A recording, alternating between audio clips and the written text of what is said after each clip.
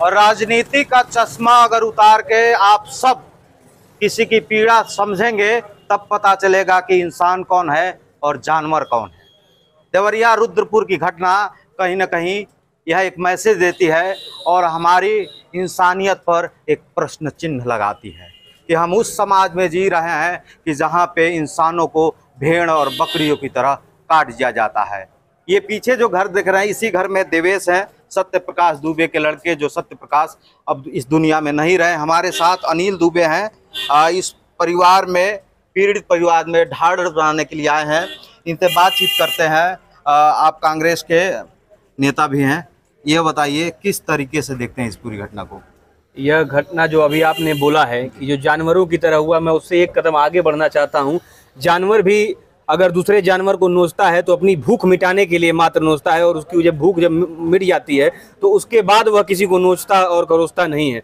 बल्कि ये आप जानवरों से आगे बढ़ करके आप यह मान सकते हैं कि नर पिशाचों द्वारा किया गया कृत्य है। यह केवल और केवल अपनी भूख मिटाने के लिए नहीं, बल्कि ये जो इनकी लालच है और लालच की देन है और प्रशासनिक विफलता की देन है कि आज यह घटना आपके सामने हुई है। दुर्भाग्यपूर्ण है, यह कोई बात जातियों की नहीं है, दुर्भाग्यपूर्ण है। यह बात जो है यह गरीब और अमीर की है। एक अमीर व्यक्ति, दबंग व्यक्ति, एक गरीब व्यक्ति जो आम इंसान है उसका शोषण करने उसके दरवाजे पे पहुंचा था। उस समय प्रतिक्रिया वर्ष जो भी घटना घटी हो, हम नहीं जानते, अगर हम मानते भी हैं कि प्रतिक्रिया वर्ष अगर कोई घटना घटी होगी तो उस पहले अगर वो गए, वो चढ़े वहां पे, और चढ़ने के बाद प्रतिक्रिया हुई तो चलो मैं मानता हूं कि वो पुरुष ने अगर मार भी दिया और फिर आपने भी प्रतिक्रिया दिया तो वह पुरुष मरना चाहिए। पर उसके घर की महिलाओं का क्या दोष था? बच्चे जो 10 साल के 12 साल के थे, आखिर उनका क्या दोष था? उनसे कौन सा आप बदला लेने गए थे? तो बदला अगर आप लिए भी होते तो आप उनसे लिए होते जो जिन्होंने आपकी हत्या की है। निश्चित रूप से यह ना कोई बदला का विषय है, ना यह कोई ऐसा विषय है जिसको हम लोग इतनी आसानी से जाने देंगे। यह नर पिशाचों द्वारा किया गया यह घिनौना कृत्य है, यह नरसंहार है, और निश्चित रूप से यह दुर्भाग्यपूर्ण है। और अभी तक प्रशासन द्वारा कोई कार्रवाई नहीं किया गया। यह दर्शाता है कि कहीं ना कहीं मुख्यमंत्री जी का नजरिया जो है इस पीड़ित परिवार के प्रति दूसरे तरीके से है। जो अन्य घटनाओं में जिस तरीके से, जिस नजरिए से ये देखते हैं, वह नजरिया उनका यहाँ काम नहीं आ रहा है। मेरा दूसरा सवाल, जो इसमें एक राजनीति एंगल दिया जा रहा है, तमाम नेता अलग अलग पार्टियों को हो सकते हैं, मैं पार्टी का नाम नहीं लूंगा, कहीं ना कहीं ब्राह्मण वर्सेज यादव, यादव वर्सेज ब्राह्मण, यहाँ तक कि उस घर के गांव में गया था मैं कल, प्रेमचंद यादव के घर पे, बगल में एक प्राथमिक विद्यालय है। विद्यालय का माहौल ऐसा है कि 3 दिन से बच्चे डर के मारे पढ़ने नहीं आ रहे।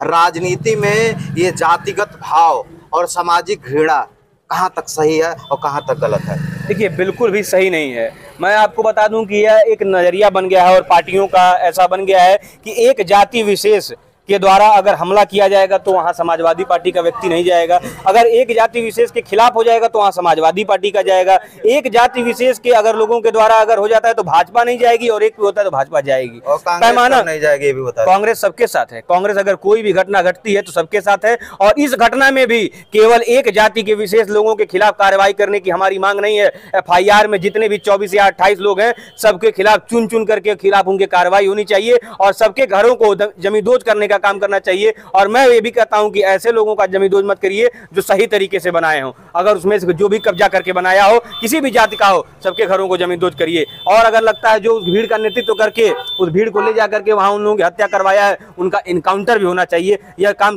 प्रशासन का काम सुनिश्चित करने का है, यह मेरा नहीं है। मैं बस आवाज उठा सकता हूं। उसमें दुबे होंगे, मिश्रा होंगे, तिवारी होंगे, यादव होंगे, राजभर होंगे, पाल होंगे, सारे लोगों के खिलाफ कार्रवाई किया जाए। कोई भी किसी प्रकार से अगर इस तरीके से, अभी तक तो आपने संभाल नहीं पाया, अगर अभी तक आप प्रशासनिक रूप से अगर इस चीज को संभाल ली होती, घटना नहीं घटी होती, पर अब भी आपके पास समय है कि उसमें से जो भूमाफिया है, जो ग्राम समाज की जमीनों को कब्जा किया है, जो दूसरे ऐसे जिनके घरों में मंद बुद्धि के लोग हैं उनसे अपने जमीनों को लिखवाया है, ऐसे लोगों के खिलाफ कार्रवाई करिए और उन सारे घरों को जमींदोज करने का काम करिए। वरना ये जनता देख रही है, केवल एक जाति और एक समाज के लोग नहीं देख रहे हैं, पूरी जनता देख रही है कि योगी आदित्यनाथ जी का नजरिया क्या है और कार्य करने की शैली क्या है। मैं कह रहा हूं कि अगर जो यादव जी के साथ घटना घटी है, उनके तरफ से भी जो FIR लिखाया गया है, कई लोग तो उसमें से अब रहे नहीं दुनिया में कि उनके खिलाफ कार्रवाई हो, पर अगर कोई ऐसा बचा हो तो उसके खिलाफ भी कार्रवाई करिए। मैं ये नहीं कह रहा हूं कि केवल एक FIR पे कार्रवाई करिए, दोनों तरफ से FIR हुआ है, दोनों तरफ के लोगों को कार्रवाई करिए। पर आपको यह तय करना होगा कि एक व्यक्ति की घटना, जो एक दबंग व्यक्ति है, जो एक प्रधान व्यक्ति है, उसकी घटना को आप किस तरीके से देखते हैं, और एक असहाय व्यक्ति, एक उसकी पत्नी को, एक उसके बच्चों को, उसकी बेटियों को मारा गया है, 8 साल के बच्चों को मारा गया है, उनको किस नजरिए से देखते हैं? अगर दोनों को देखने का आपका पैमाना एक है तो कहीं ना कहीं आप जातिवादी नजरिए से देखते हैं, और कहीं ना कहीं आप एक हत्या को एक नरपिशाचों द्वारा जो ये किया गया कृत्य, इससे आप तुलना नहीं कर सकते हैं। इनको आप अपराधियों के कैटेगरी में भी नहीं डाल सकते हैं। ये केवल और केवल नरपिशाच हो सकते हैं जो ऐसी घटना को अंजाम दिए हैं। निचले स्तर पे शासन और प्रशासन की ये जो नजरिया रही है, मामला जो है न्यायालय में था, लगातार 7-8 सालों से बताया जा रहा है, कैसे देखते हैं? क्या निचले स्तर पे जो ईमानदारी बरतनी चाहिए अधिकारियों को वो नहीं हो पाई है? वो यहाँ पे फतेहपुर गांव में ही मात्र नहीं, कहीं भी आप चले जाइए, प्रशासनिक अधिकारियों को अपने जमीन को आपको कब्जा करना है, पैसा दीजिए, तुरंत आपकी जमीन कब्जा होगी। पैसा नहीं है, कोई कब्जा नहीं होगी। ये फतेहपुर गांव की ही केवल बात नहीं है, ये पूरे उत्तर प्रदेश में चल रहा है। कोई भूमाफिया समाप्त नहीं हुआ है, वही भूमाफिया समाप्त हुआ है जो पिछली सरकारों में था। अब इस सरकार में नए भूमाफिया आ गए हैं और उनका पेंट पॉलिश कर करके उनको जो है वो भूमाफिया नहीं, उनको समाज सेवक बताया जा रहा है, और वो काम वही कर रहे हैं। वो आज भी जमीनें कब्जा हो रही हैं। अगर जमीनें कब्जा नहीं होती तो आज ये घटना नहीं हुई होती। ये काम पहले भी हुआ करता था, आज भी हो रहा है। पहले नाम भूमाफिया दे दिया गया, अब जो है समाज सेवी नाम दे दिया जा रहा है। आपका कहना है भूमाफिया का ट्रेंड बदल चुका है जी, अंदाज बदल चुका है, लेकिन काम वही है, गरीब दुर्बल निर्बल को सताना। अब देखने वाली बात है, शासन प्रशासन पे एक बड़ा सवाल है, और उस सवाल के बदले उस पीड़ित परिवार को न्याय कब मिलेगा?